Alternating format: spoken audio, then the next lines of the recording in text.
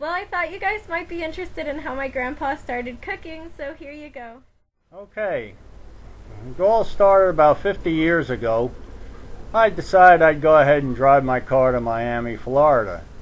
Well, I got about as far as Atlanta, Georgia, and my car broke down.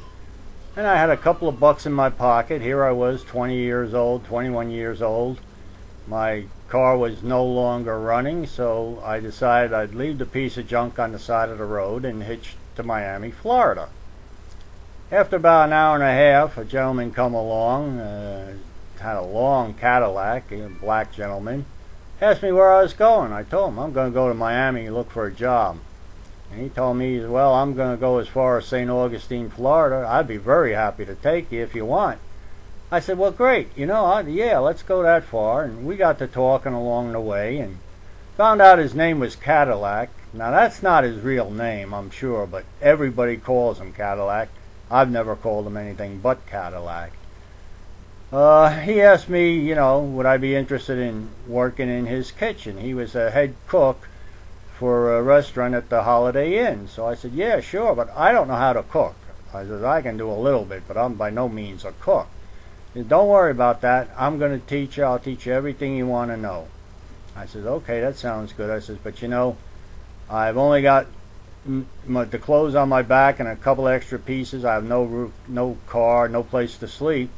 He said, well, I'm going to tell the owner of the hotel to give you a room for 3 weeks while you're working with us. That'll give you time to get enough money to have your own studio apartment, and then we'll see where it goes from there. Well, Cadillac did just what he said he'd do. He took me under his wing, and he taught me everything from preparation in the kitchen to final cooking. I started out, my first couple of days, I did all the prep, washing, slicing, whatever needed to be done. Then he took me into the kitchen part of it, and he started teaching me how to cook. And the one thing he told me, he says, the only cooks that are good cooks are the ones that don't waste any steps. He says, if you turn around for a reason to get something. If you step 3 steps to the right, make sure there's something over there you want. Do not waste your time walking back and forth or running back and forth. It just doesn't work. And that's how I started cooking.